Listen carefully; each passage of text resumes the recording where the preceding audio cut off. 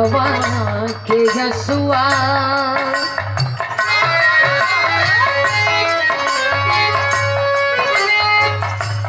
रोवा गईला हो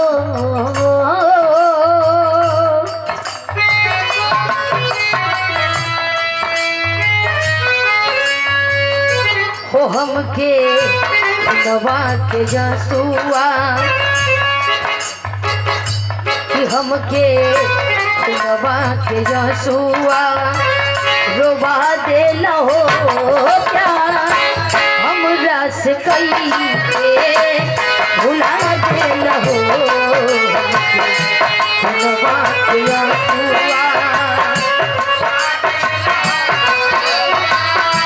हमरा से कई के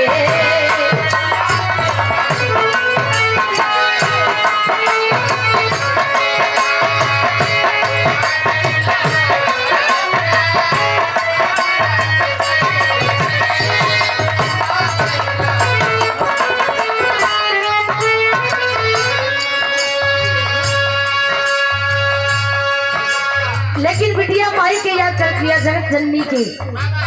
वो जननी के जमुना जननी से आज यहाँ जन सैलाब उमड़ल बा। जौन माई हमके आपके ई दुनिया के जन्म दे के ई दुनिया देखौली माई बाबू से बढ़कर के दुनिया में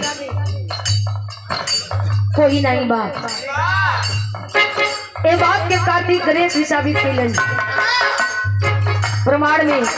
बतावल जाला कि कार्तिक जब मोर के सवारी के पूरा पृथ्वी के भ्रमण कैलन तो गणेश भगवान मूस के सवारी के माता पिता के परिक्रमा करके इस साबित कैलन कि माँ और पिता से सर्वोपरि दुनिया में कुछ नहीं है। यही लिए बिटिया कह रही है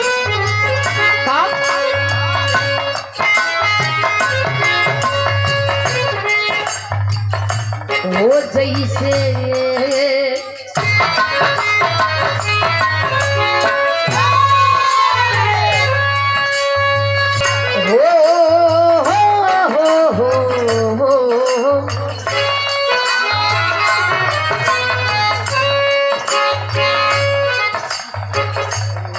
जैसे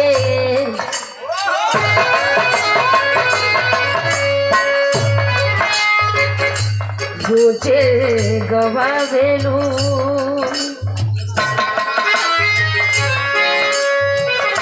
हो जैसे रोजे गवावेलू हो जैसे रोजे गवावेलू गवा जैबू हो माई बिटिया के लोटिया बता जैबू हो रोजे गवावेलू गवा जैबू हो माई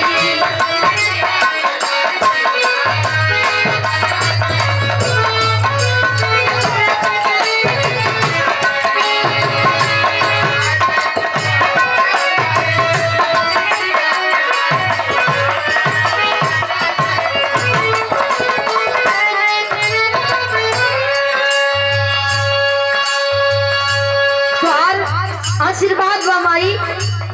तोहार प्यार बा स्नेह बा दुलार बा कि आज तोरे बिटिया के इतना भैया बाबू के सामने खड़ा होके लोगन के दर्शन करे के मौका मिलत बा, कुछ गावे बजावे के मौका मिलत बा, कुछ बोले बतियावे के मौका मिलत बा। तोहार एहसान कबो कोई ना चुकोले बा ना कोई चुका पाई। ई रोम रोम कर्जदार बा, एक एक कतरा कतरा कर्जदार बा। कवि जी एक लाइन और लिखत बानी कैसे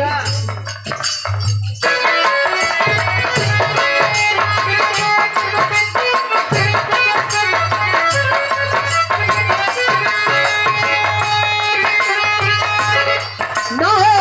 महीना तुको खींचने ढोलू माई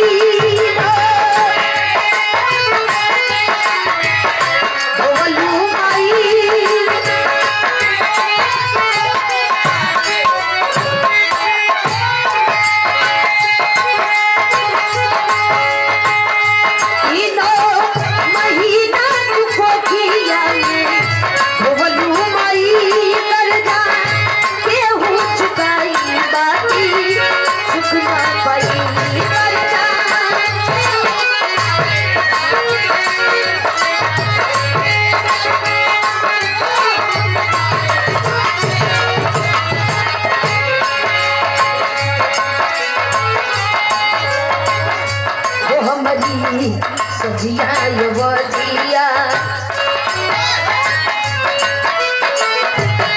कि हमारी सजिया ये बजिया सजा जईबू हो माई पिटिया के लोचिया बचा जईबू हो हमारी सजिया ये बजिया।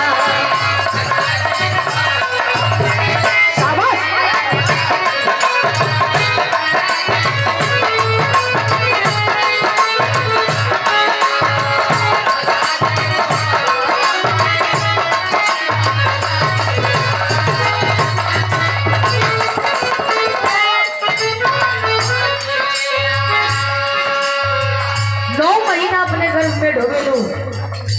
एक के बाद जन्म दे के दुनिया दिखावेलू इतना छोट से इतना बड़ा करेलू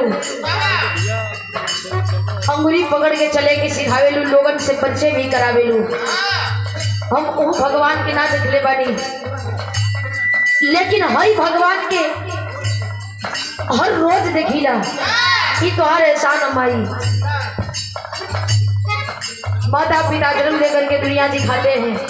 गुरु ज्ञान देकर के अंधकार से प्रकाश की ओर ले जाते हैं। आखिरी बन में खानदान के परिचय बा भक्ति भजन कितनों कोई पहले चाहे एक लाइन चाहे 1000 लाइन भगवान से रिश्ता बस एक ही सेकंड खातिर के जुड़ेला स्नेह कतार उतरे में भक्ति भजन फूल हो जाला। कोई अल्लाह के रूप में पूजेला, कोई ईश्वर के रूप में पूजेला, कोई भगवान के रूप में पूजेला, लेकिन हम बताइए कि सबका मालिक एक ही है। आखिरी बद में पहला मकाम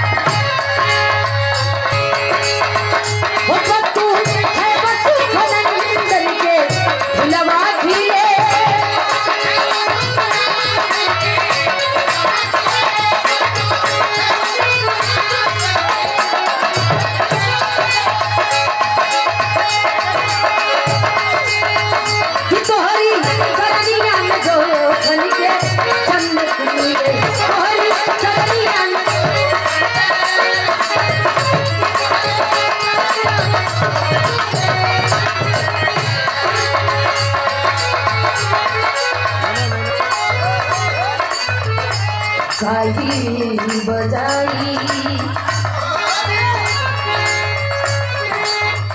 रबी नवा बजाई कुछ सिखा जाई गुम हो जननी आइए ही महफिल में लजियाना हरी बचाना न जईबू हो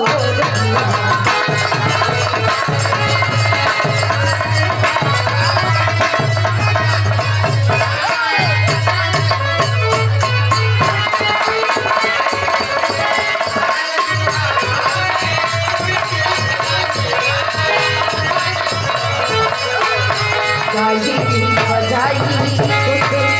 सिखा जईबू हो माई आइए महफिल में लजियाना